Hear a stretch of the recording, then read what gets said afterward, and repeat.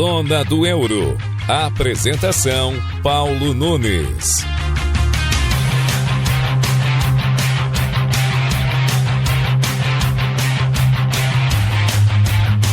Olá, guaibeiros! Está começando a partir de agora o episódio 167 do Zona do Euro aqui na Rádio Guaíba e o primeiro episódio do ano, o primeiro episódio de 2026 na nova temporada do Zona do Euro.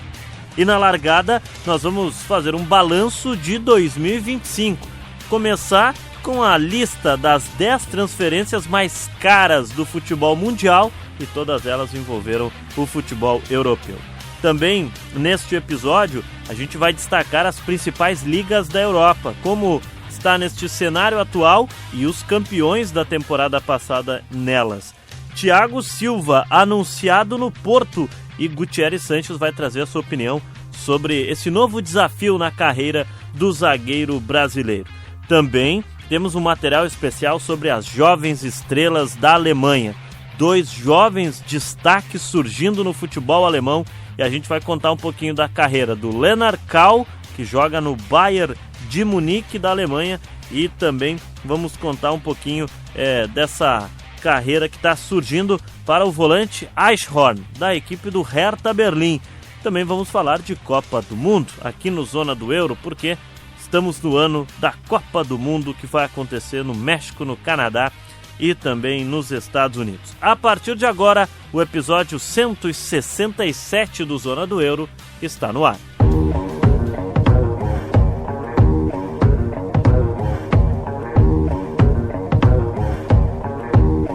E para a largada, vamos para as transferências mais valiosas da última temporada que tivemos no velho continente.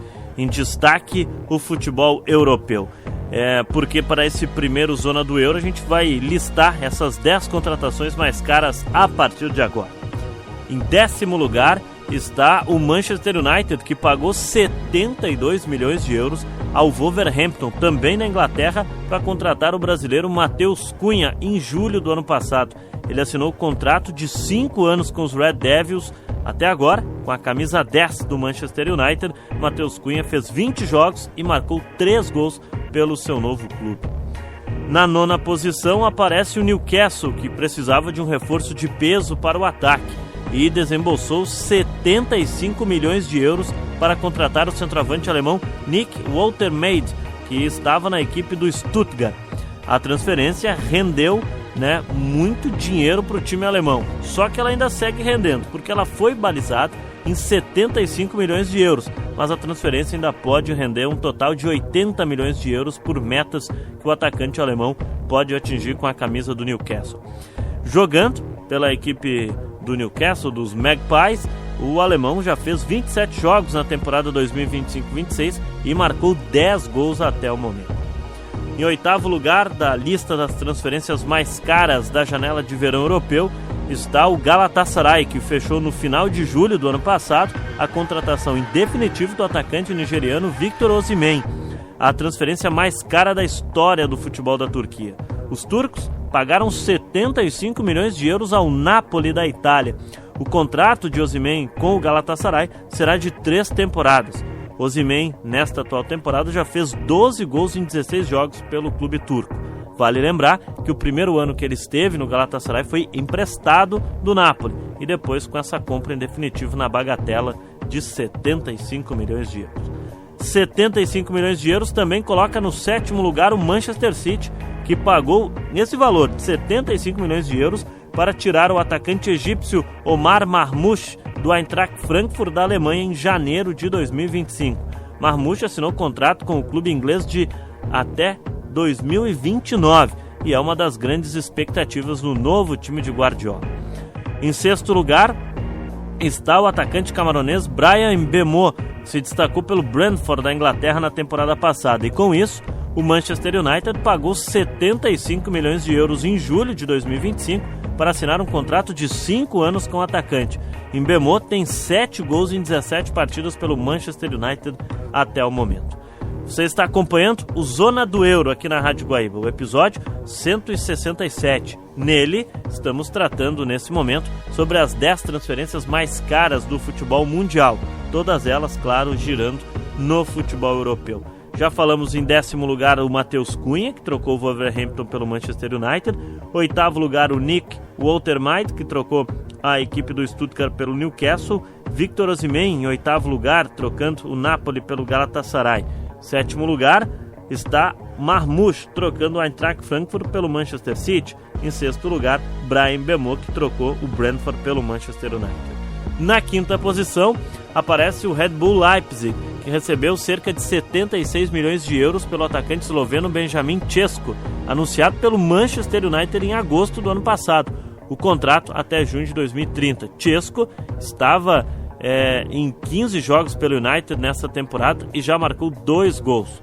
Em 4º lugar está o colombiano John Duran, que foi contratado no início de 2025 pelo Al Nassr da Arábia Saudita, que pagou 77 milhões de euros para contratá-lo junto ao Aston Villa da Inglaterra. O contrato do John Duran com a equipe do Al Nassr vai até 2030, mas na metade do ano ele foi emprestado ao Fenerbahçe da Turquia. John Duran tem 4 gols pelo clube turco e ocupa a 4ª colocação. O top 3 das transferências mais caras do futebol mundial na temporada passada começa com o centroavante francês Hugo Ekitike, do Eintracht Frankfurt, que foi para o Liverpool e custou 80 milhões de euros. E pode chegar ainda a 90 milhões mais bônus. O contrato é até junho de 2031. Ekitike tem sido o melhor dos reforços do Liverpool nessa temporada. Já marcou 11 gols em 25 jogos. Se o 3º lugar é do Liverpool, o 2º também é do time inglês, que bateu o recorde de contratação mais cara da história da Premier League e a maior venda da história da Bundesliga, quando anunciou o meia Florian Wirtz, que estava no Bayer Leverkusen em junho do ano passado.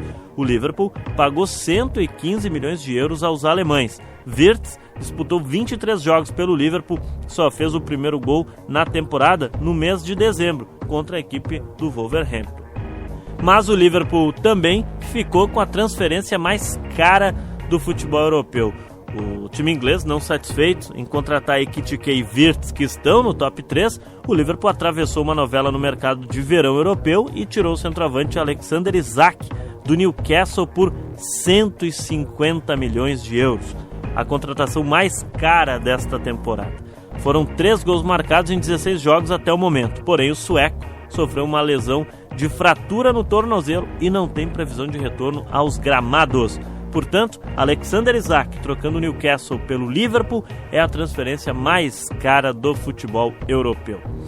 O ano de 2025 ficou marcado por ter movimentado 53 bilhões de reais durante a janela do verão europeu no mercado de transferências internacionais. Esse valor é o maior já registrado no futebol mundial.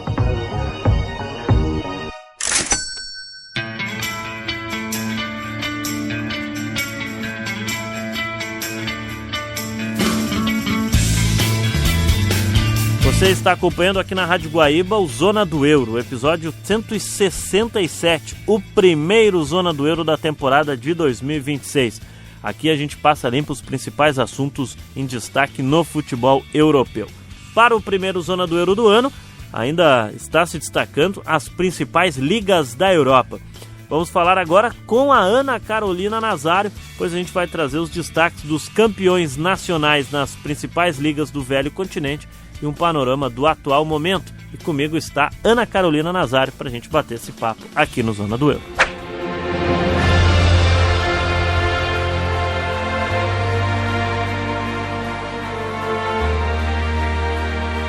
Isso mesmo, Paulo. Vamos começar falando de Premier League?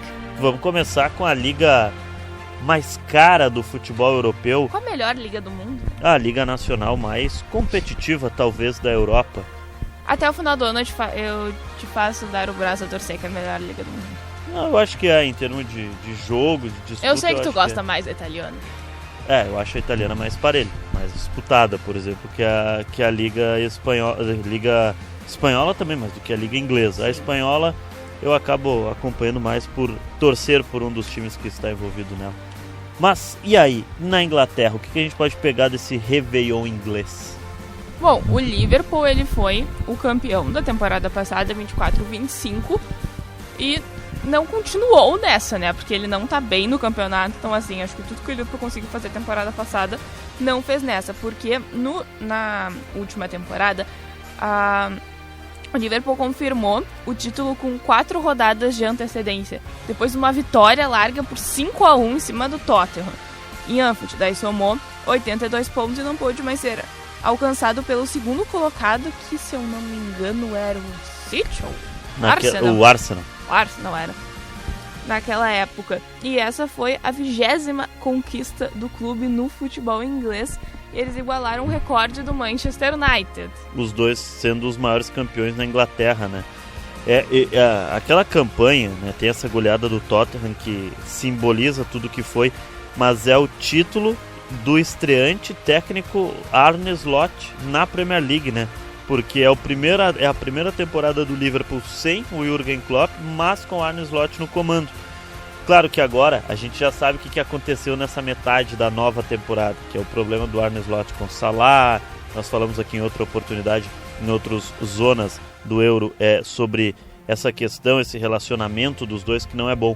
Mas naquele momento era o Liverpool de um técnico estreante na Premier League ganhando, porque nem o Guardiola ganhou a Premier League no seu ano de estreia, por exemplo. O Liverpool fez uma campanha com 25 vitórias, 7 empates e só 2 derrotas na Premier League. Uma campanha muito boa para um técnico que está estreando depois de 9 anos de Klopp. E é um título incontestável, né, desse time do Liverpool, com jogadores jovens, jogadores que estavam chegando, porque o Liverpool faz essa transição, né, depois de Salah, Firmino, Mané, Milner, para a chegada de outros atletas para esse título. Isso é bastante emblemático, essa conquista do Liverpool de Premier League, que há muito tempo o time persistia. Quando ganhou com o Klopp, ganhou naquele momento da pandemia, não tinha relação com o torcedor no estádio, mas ganhou. Só que agora foi diferente, ganhou com o torcedor no estádio, com a festa da torcida. É muito diferente. Eu acho que só um ponto, assim, que pra mim diz muito dessa temporada que o Liverpool tá vivendo e do trabalho do Arne Slot. Primeiro, o Arne Slot não sabe comprar. Ele não sabe escolher jogador, porque ele gastou em uma janela o que o Klopp economizou por 7 anos. Então, assim, depois que eu vi esse dado, pra mim, isso é incontestável, é absurdo.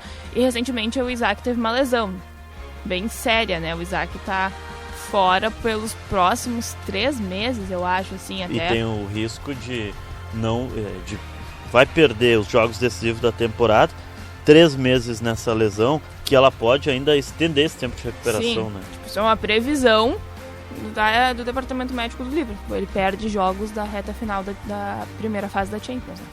Pois é, sendo ele um jogador importante da forma que é para o time, e todo o investimento que o Liverpool fez para contratá-lo agora nessa janela do verão europeu. Ele, o Wirtz, tem o Ekitike também. O Liverpool contratou muito para essa nova temporada. O Ekitike é a melhor compra. Sem dúvida.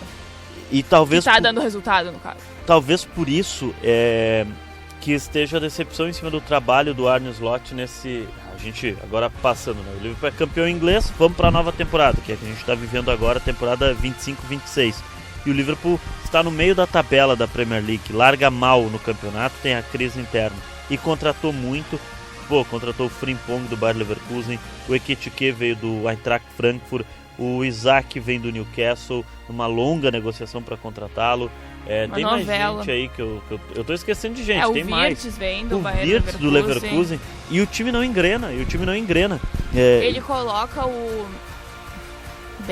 Bardley. Esqueci o nome do guri lateral. Pra jogar, ele coloca pra jogar. De titular, vários jogos ele tá assumindo a titularidade da posição, né? E perde, inclusive agora falei de lateral, lembrei, vendeu Poxa vida, quem é que o Liverpool vendeu? Agora a gente vai falando e aí a memória às vezes não vai acompanhando. Mas Arnold. O Arnold, claro, perde o Arnold pro Real Madrid. Isso não vai ser cortado. Num desejo do Arnold de jogar no Real Madrid. Ele acaba perdendo o Alexander Arnold para a equipe do Real Madrid. E aí buscar uma reposição que seja, né, da altura do Arnold também é difícil para encaixar como encaixa num jogo como é o Alexander-Arnold.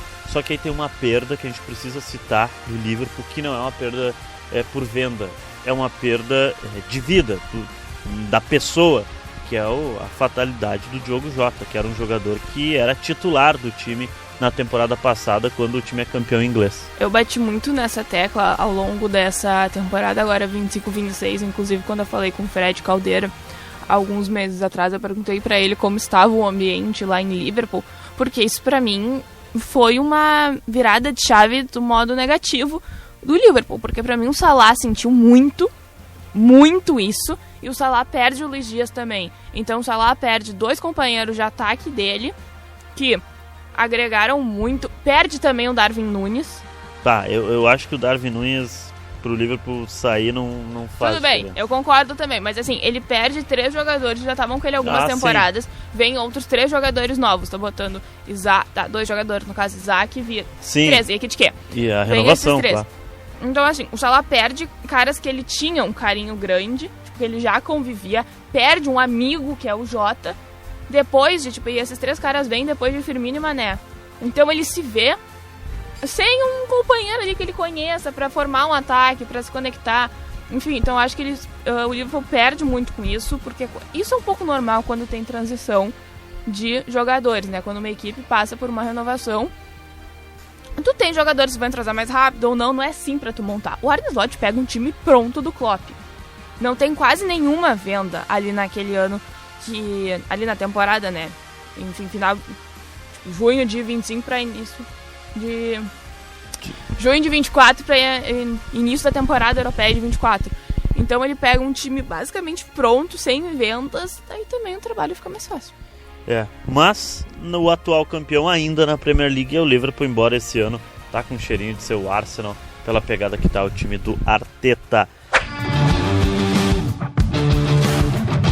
Vamos falar da La Liga, agora na retrospectiva do Zona do Euro dos Campeões. Lá na Espanha deu Barcelona, Ana Carolina Nazário. Pois é, e o Barça conquistou com 2 rodadas de antecedência na vitória por 2-0 sobre o Espanhol, né? Que é o rival da cidade, né, da Catalunha. O Barcelona teve o ataque do Barcelona, estava muito forte naquela temporada passada, muito forte. E o Lewandowski foi o artilheiro do time com 25 gols. Só que isso a gente tira as 64 participações em gols do Rafinha na temporada. E o Yamal costurando com quem seja que passasse na frente dele. Então, porque o Barcelona tem problemas crônicos de defesa. Isso se sabe, isso pra mim não melhorou ao longo dos últimos anos. Então eu acho que ele ganha muito com o ataque. E ele venceu 2 clássicos contra o Real Madrid na temporada passada, né? Que fala muito dessa campanha que teve o Barcelona do Hans Flick. É um time que soube superar nesse meio tempo a dolorosa eliminação na Liga dos Campeões para a Internacional e nos jogos mais eliminatórios, nem jogos, porque os 2 foram mais malucos e legais de se acompanhar da história da Liga dos Campeões, aquelas semifinais de 3-3 num jogo e 4-3 no outro, que botou a Inter na decisão da Champions. Esse jogo pra mim só não supera o 5-1 do 6-1 do Barcelona em cima do PSG. 6-1. Foi outro jogo maluco também da história do Barcelona, né? E o trio, Lamine Yamal, Rafinha e Lewandowski, entregaram o que se esperava na temporada passada.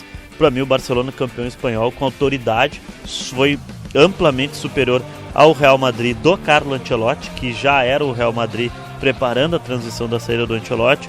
O Atlético de Madrid do Diego Simeone não conseguiu acompanhar como geralmente se esperava que pudesse, e às vezes acontece de acompanhar, não conseguiu, tanto que o Atlético de Madrid agora para essa nova temporada fez toda uma repaginada no elenco, renovou o time. O Real Madrid também passou por um período de transição, mas o Barcelona foi incontestável. O Álvares estava na temporada destaque. Passada no Atlético, vem nessa. Sim, foi na temporada passada. Temporada passada. Era a primeira dele. Né?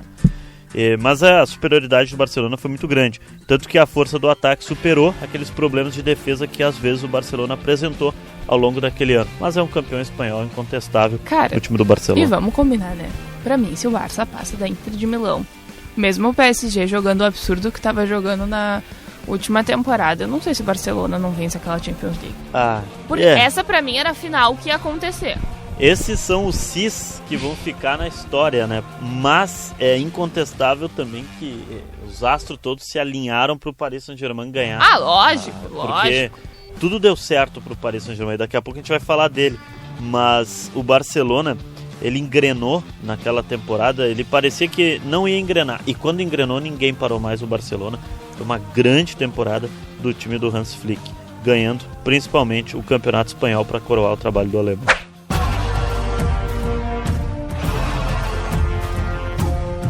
E falando de PSG, Paris Saint-Germain que foi o campeão, mais um campeonato francês para contas dele. E a gente falando, né? A gente falou do Liverpool, que venceu a Premier League inglês com 5 jogos de antecedência. Barcelona vence com 2 e o PSG vence com 6 rodadas de antecedência. O que permitiu ele também se preparar bem para a decisão da Liga dos Campeões, porque daqui a pouco nós vamos falar do italiano, que a definição do título foi para a última rodada no campeonato italiano. Já no campeonato francês, não. Aí, como tu destacaste, né? Ele ganhou com 6 rodadas de antecedência e resolveu sua vida. Foi a quarto título consecutivo do campeonato nacional. Domínio absoluto, né? Domínio total nessa era milionária. Por mais que eu ache que o Lyon e o Marseille estão fazendo uma temporada muito boa, mas mesmo assim é muito difícil bater financeiramente o PSG. O PSG tem muito mais dinheiro que eles. É uma disparidade enorme, só que eu acho que isso tá estimulando um pouco, quem sabe, o campeonato no geral, né? Pra, enfim, termos mais disputas ao longo dos próximos anos e não essa dinastia de PSG, né? Porque tirando a época que o Lyon venceu os seus 7 títulos. Sim, o 7º em sequência, títulos, que é a maior dinastia vigente na França. O PSG tem essa chance agora de conseguir, né? Porque ele já tá com 4 seguidas. Nessa atual temporada tá brigando com o Lens, mas não sei se o Lens vai conseguir aguentar essa disputa, né? Esse tiro até o final. E aí seria uma 5ª conquista consecutiva do Paris Saint-Germain. Aí ficaria a 2 de igualar aquela do Lyon. Na temporada passada na França, acho que o Paris Saint-Germain é incontestável também. O que falar do time francês, e o domínio dele é muito amplo no cenário francês.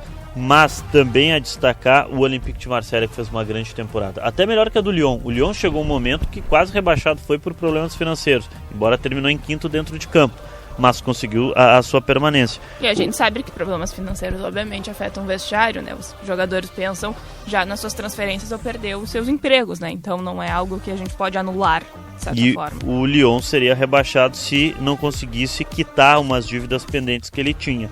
O Olympique de Marseille é vice-campeão, fazendo uma grande temporada, só que ficando quase 20 pontos atrás do Paris Saint-Germain, mas faz uma grande temporada o Olympique de Marseille. Tanto que nessa nova temporada, a 25-26, o Marseille inclusive larga bem no campeonato francês e ganha ganha do Paris Saint-Germain o jogo em Marselha por 1-0, que fazia muito tempo que o Marselha não ganhava do Paris Saint-Germain, e ganhou esse ano porque manteve a base da temporada passada. Mas foi uma temporada coroada para o Paris Saint-Germain, porque eles ganham o Campeonato Francês, a Copa da França Tríplice coroa e a Liga dos Campeões, espetacularmente. E para essa temporada, Paulo, o PSG ele conseguiu manter quase todo o elenco, né? Também. A mudança mais significativa foi a do Donnarumma pro Manchester City, e aí chegar o Chevalier do Lille. E agora tem o Safanov como reserva, que se mostrou estar num nível semelhante, né? E que veio o time do Paris Saint-Germain depois a conquistar ainda. Chega na final do Super Mundial, perde, né, para o Chelsea, mas é campeão da Copa Intercontinental ou do Mundial do final do ano, como foi diante do Flamengo. Mas foi o ano do Paris Saint-Germain. Lembrando que você está acompanhando o Zona do Euro aqui na Rádio Guaíba, né? O episódio 167, o primeiro de 2026, o episódio de Ano Novo do Zona do Euro. Comigo, Ana Carolina Nazário. Nós estamos passando a limpo um pouquinho dos campeões das principais ligas na Europa, Ana. Já falamos da Inglaterra, do título do Liverpool, da Espanha, do título do Barcelona, e da França, da dominância do Paris Saint-Germain.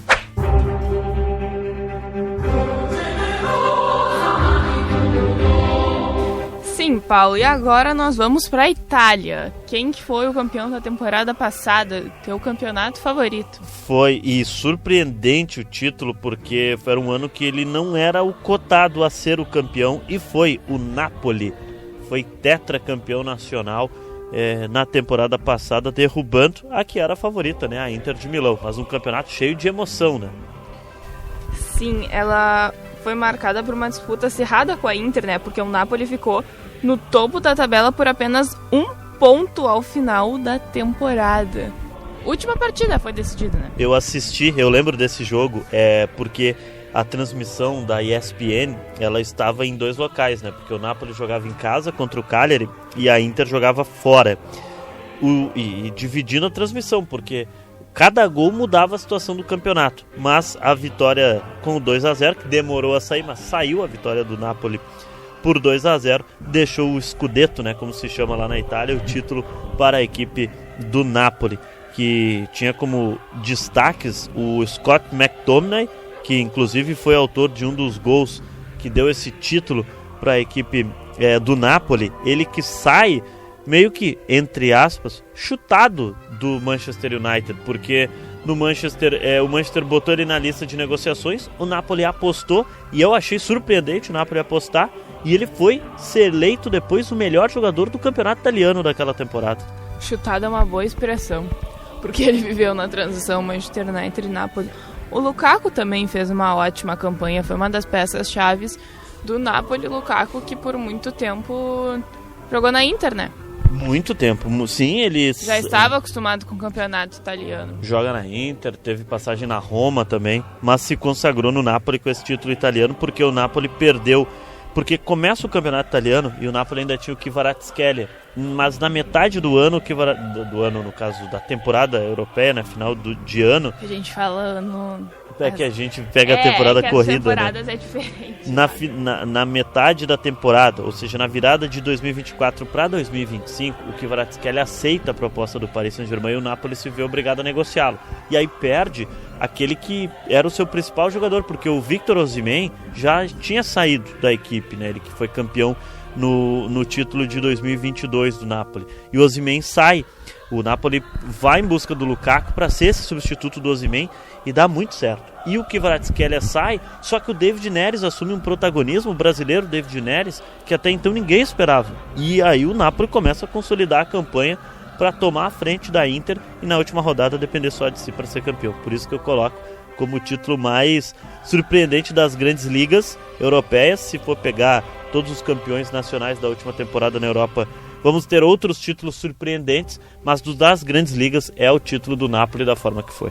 O Kvaratskhelia, que inclusive chega no PSG com o apelido de Kiva Maradona, né? Que é o que ele ganha. Que ele ganha no Napoli. Daí ele vem com essa moral e faz uma temporada absurda. Caiu como uma luva. Parece que ele jogava no PSG há anos, assim. Caiu como uma luva que cara bom. No time do Paris Saint-Germain.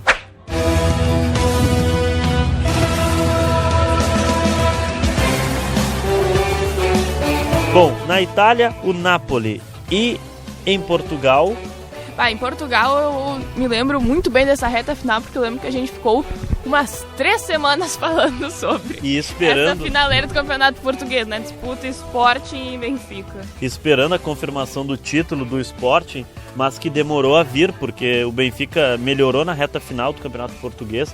E aí acabou indo adiando o título do Benfica. E o confronto direto, né, que determinou o título pro Sporting foi a partida do Sporting contra o Benfica, né, que acontece, eu acho que não foi na penúltima, acho que foi faltando 3 rodadas de antecedência. Dentro do 3 rodadas de antecedência, então foi muito perto dali. E todo mundo sabia que aquele título era a final.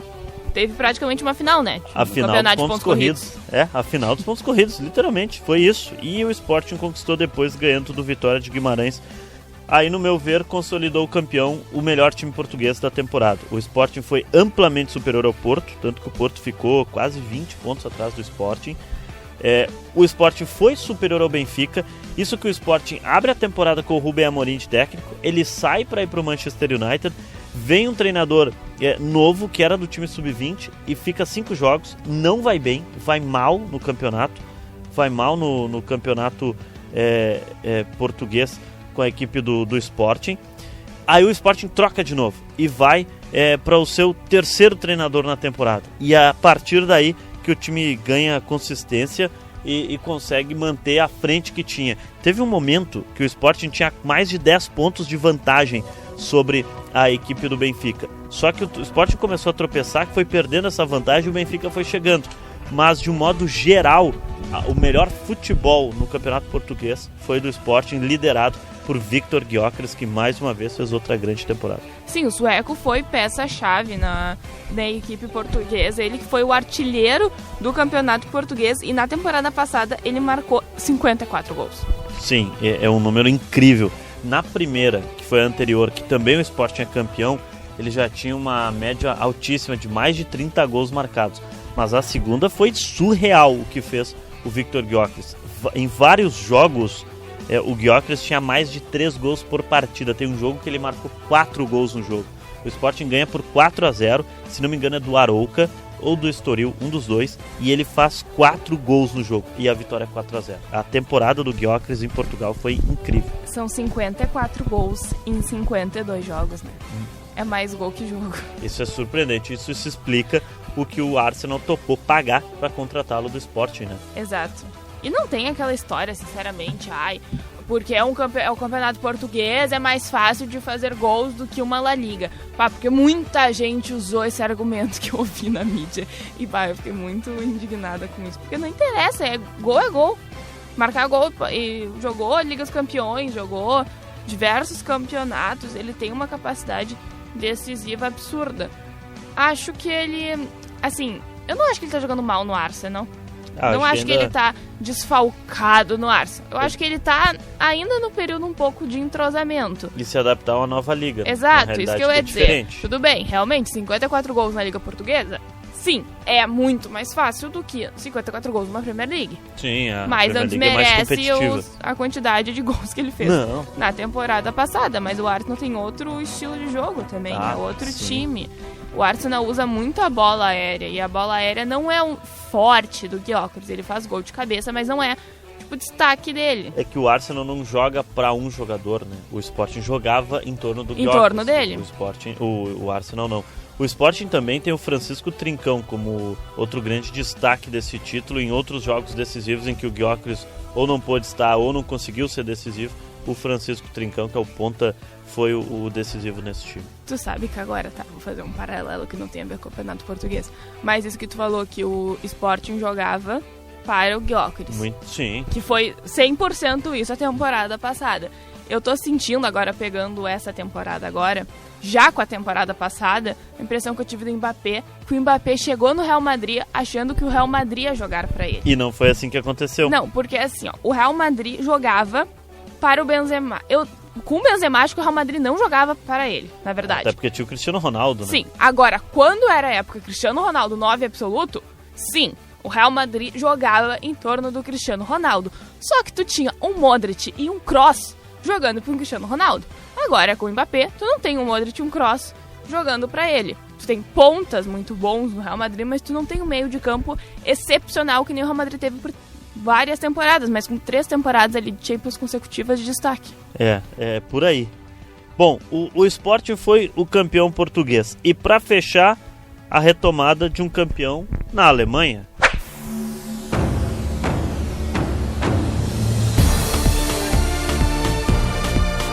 Sim, não surpreende ninguém, né? Nada de novo, só a temporada de 23 para 24, que foi a zebra do Leverkusen. Mas agora voltou tudo normal. Na temporada passada voltou tudo normal na Alemanha.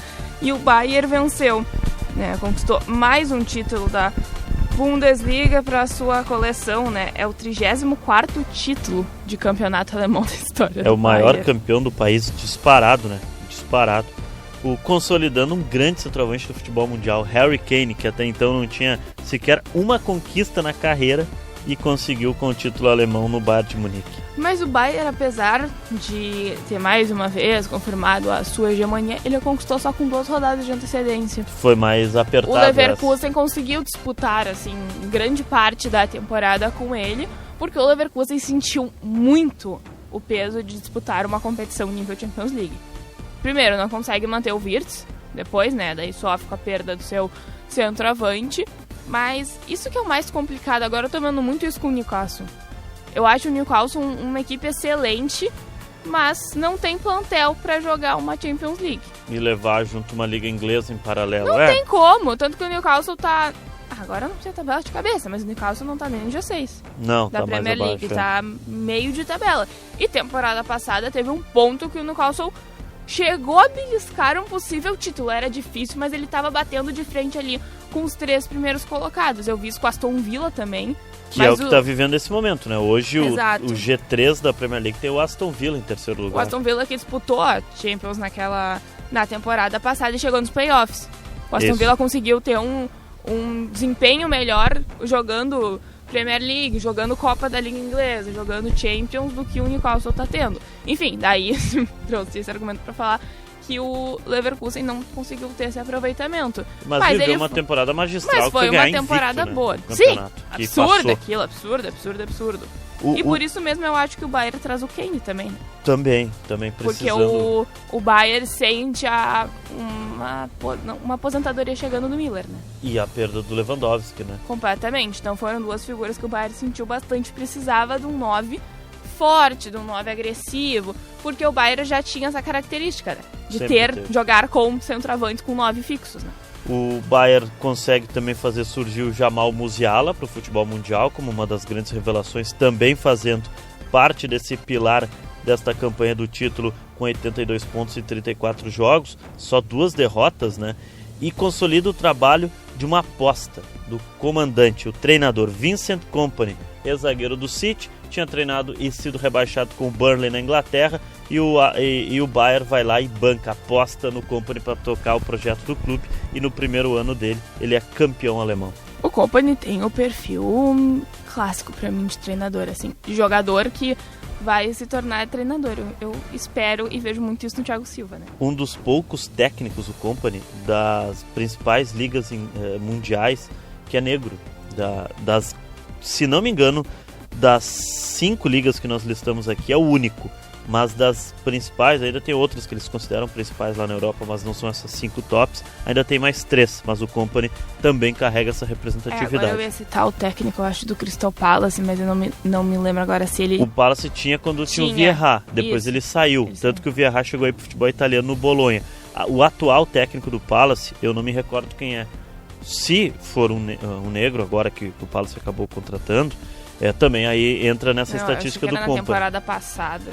Mas na passada, quando tinha o Vieira, sim. Na passada. Mas a representatividade do Kompany também pelo trabalho dele, que ele consegue fazer no Bayern de Munique e está mantendo para essa temporada, tanto que o Bayern já lidera de novo o campeonato alemão e está indo muito bem na Liga dos Campeões. O Bayern, eu já te falei, essa temporada para mim vai ficar acirrada entre Arsenal. Se não se cruzarem antes da final da Champions, é Arsenal e Bayern de Munique, porque o Bayern tá muito forte. O Bayern tem agora esqueci o nome do guri, mas um guri que tá despontando muito bom. Esse mesmo. Grande jogador. Joga de lateral na ponta. Joga na ponta. Né? Ele é um meia que o Kompany botou como ponta no time. Isso porque o Musiala teve aquela grave... muito bom. Nossa. O Musiala tem a grave lesão na Copa do Mundo de Clubes, que perde a temporada inteira, essa que estamos vivendo agora, e aí surge o Lennart Kau, que é meia, né? Um meia atacante desse time do Bayern. Esse guri tá despontando... é muito novo.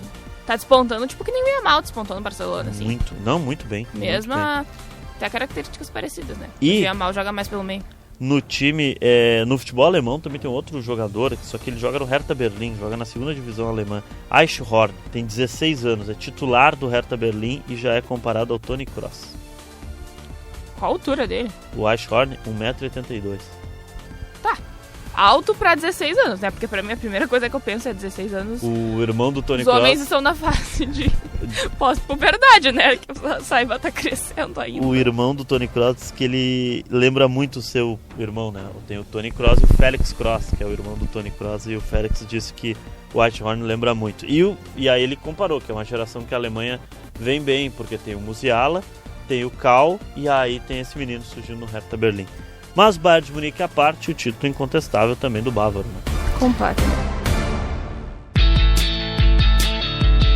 Ana Carolina Nazário, relembramos então os campeões das principais ligas na Europa. Foi uma temporada boa, né? A Palu teve alguns...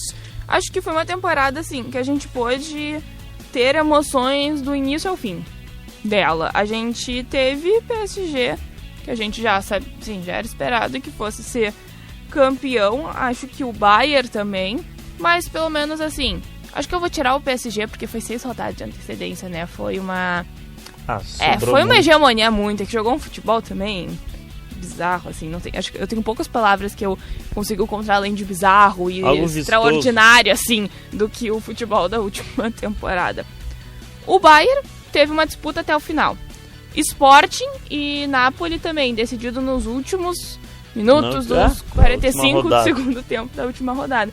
Então eu acho legal isso, né? Pra gente que trabalha, a gente vai acompanhando ali retas finais. E é legal quando tem basicamente finais de campeonatos de pontos corridos, né? É legal, né? Quando a última rodada fica valendo muita coisa, é bem legal.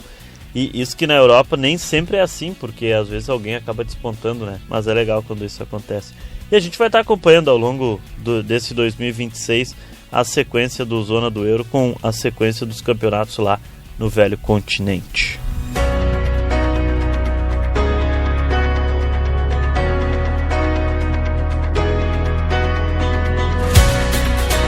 Você está acompanhando na Rádio Guaíba o episódio 167 do Zona do Euro. Você também pode nos acompanhar a qualquer momento no nosso Spotify, Guaíba Esporte. É o nosso canal lá no Spotify para você nos acompanhar. Fica o pedido para você se inscrever e ativar as notificações no canal do YouTube da Guaíba, o Guaíba Esporte, canal exclusivo do esporte aqui da casa. Eu sou o Paulo Nunes, comigo Ana Carolina Nazário, a mesa de áudio de Davidson Rosa, as edições de Rafael Baldez, a coordenação de esportes do Rafael Pfeiffer, a gerência de jornalismo e esporte do Rafael Sequim e a direção geral de Claudinei Girotti. A partir de agora, no Zona do Euro, vamos falar do Thiago Silva. O zagueiro brasileiro foi anunciado durante o mês de dezembro como novo reforço do Porto, de Portugal.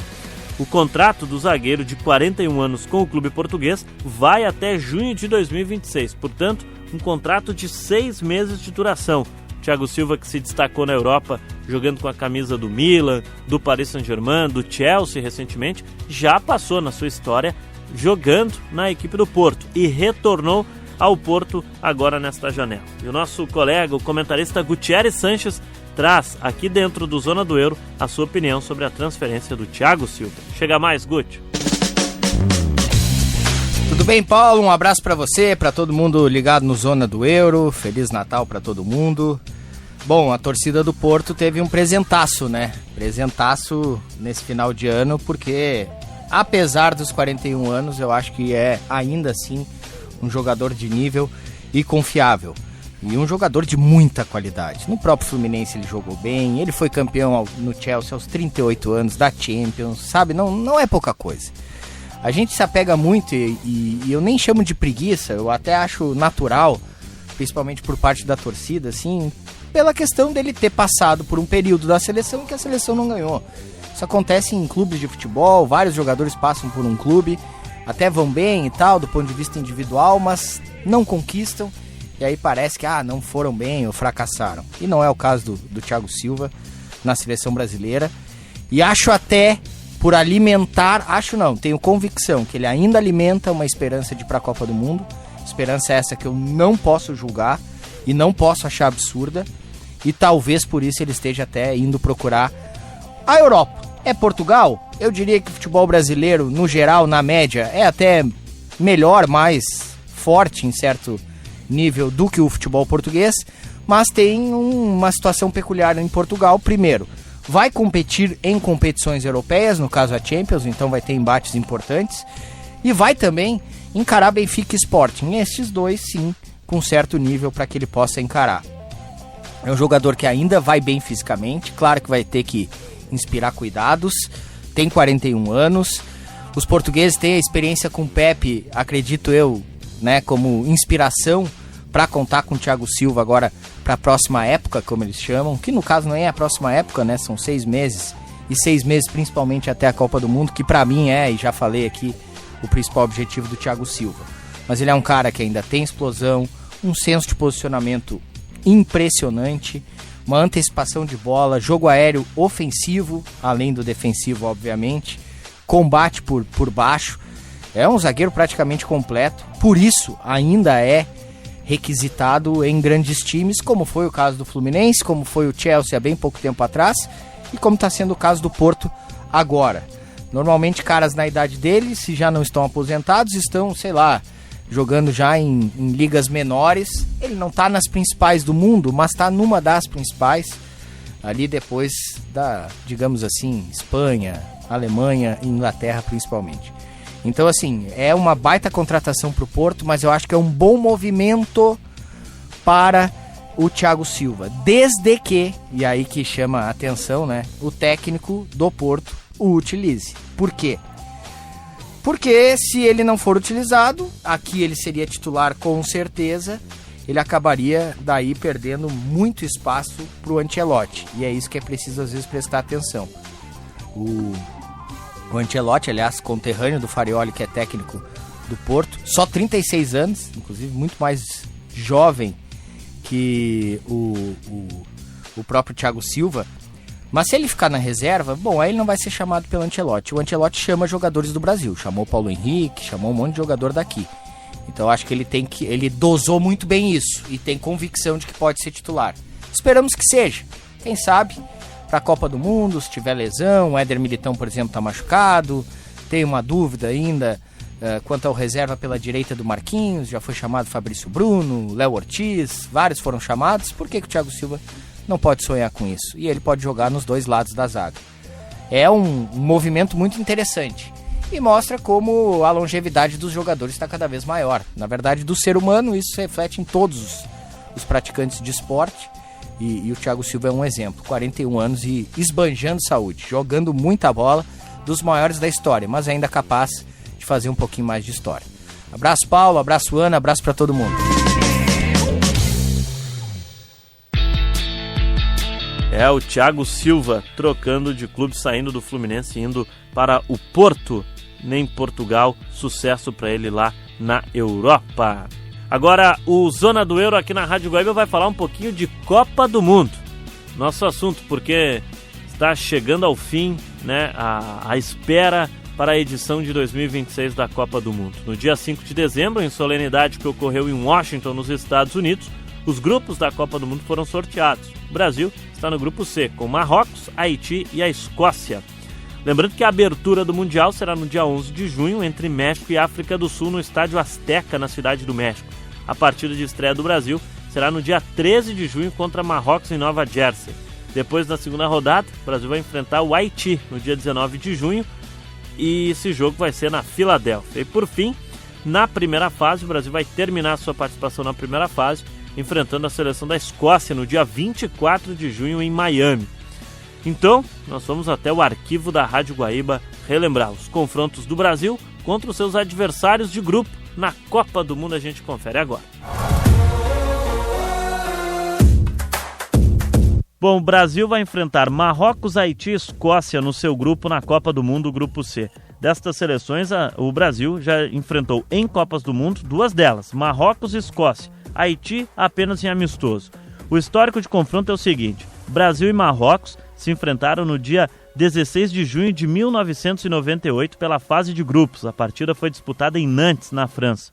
O Brasil venceu por 3-0. Gols de Ronaldo, Rivaldo e Bebeto.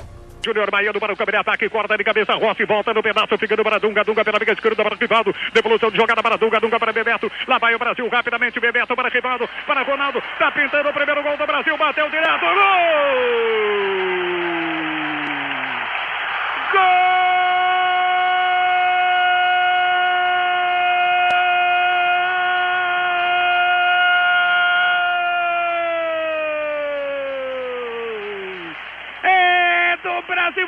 É do Brasil! Ronaldinho!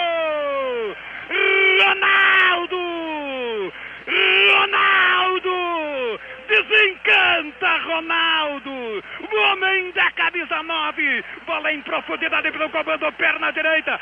Canto direito de Benzecri, estufa os cordéis da cidadela marroquina. A rede ainda está balançando, tá feliz, meu povo. O povo brasileiro vai de encontro à felicidade. E agora, tchê, bandeiras verdes e amarelas tremulando o torcedor do Brasil. Brasil pede passagem para continuar na Copa. 1 para o meu Brasil, 0 para o Marrocos. Já Brasil e Haiti é um confronto que teve apenas uma partida na história, um amistoso no Jogo da Paz, que foi disputado em 2004 em Porto Príncipe, na capital do Haiti. Um jogo promovido pela CBF em conjunto com o Haiti, pois naquele ano o Brasil fazia a missão de paz no país. O Brasil venceu o Haiti pelo placar de 6-0. 2 gols de Roger Flores, 3 gols de Ronaldinho Gaúcho e 1 gol de Nilmar. Olha o Brasil chegando, o Ronaldo apontou, disparou, gol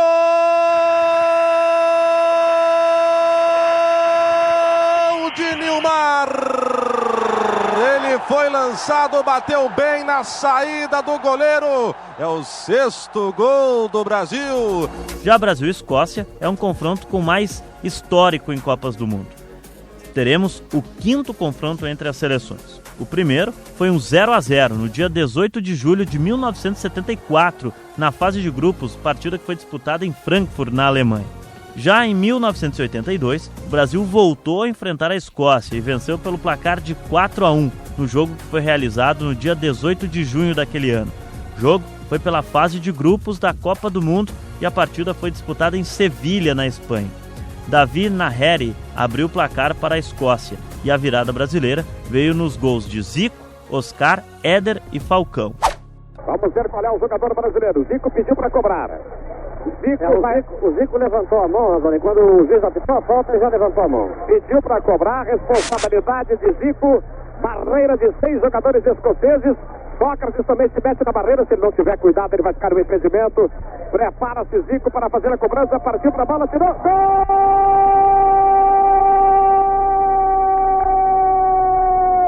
do Brasil! Gol! Marca registrada de Zico! Uma bola parada!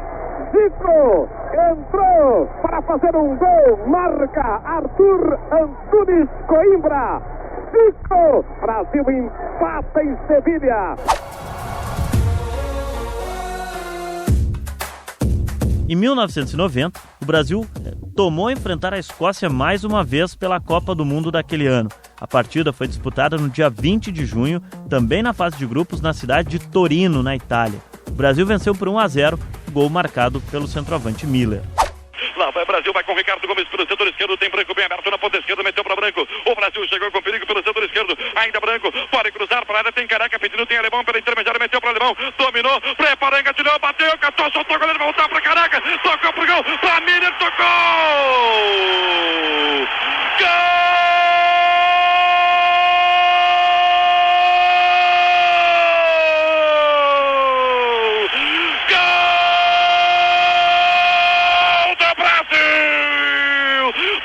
Do Brasil, Miller,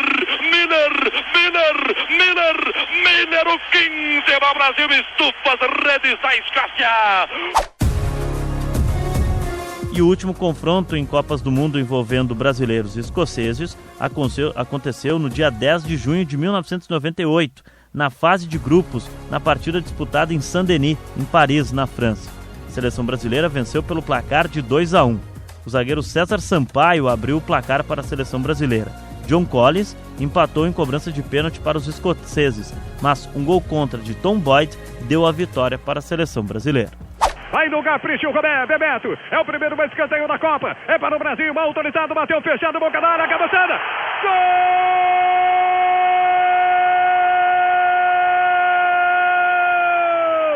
César Sampaio a 3 minutos e meio do primeiro tempo.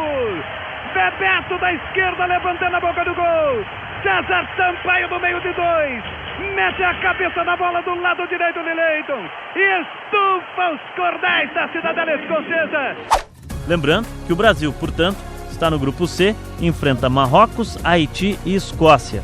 A estreia do Brasil será no dia 13 de junho contra o Marrocos. Segundo jogo, diante do Haiti no dia 19 de junho. E no dia 24 de junho, o Brasil encerra a primeira fase, a fase de grupos, enfrentando a seleção da Escócia. Também é bom lembrar, se a abertura do Mundial está marcada para o dia 11 de junho entre México e África do Sul no estádio Azteca, na Cidade do México, a final da Copa do Mundo está marcada para o dia 19 de junho, ou melhor, 19 de julho, em Nova Jersey, nos Estados Unidos. Esse é o Zona do Euro aqui na Rádio Guaíba. O episódio 167 do Zona do Euro vai chegando ao fim. Foi o primeiro Zona do Euro de 2026. A gente volta na próxima semana com mais destaques, informações, curiosidades e matérias especiais sobre o futebol europeu. Porque você sabe, futebol europeu, passado a limpo, de um jeito diferente, é aqui na Rádio Guaíba, é aqui no Zona do Euro. A gente volta a qualquer momento no Spotify ou na próxima semana aqui na Rádio Guaíba. Tchau! Zona do Euro. Apresentação Paulo Nunes.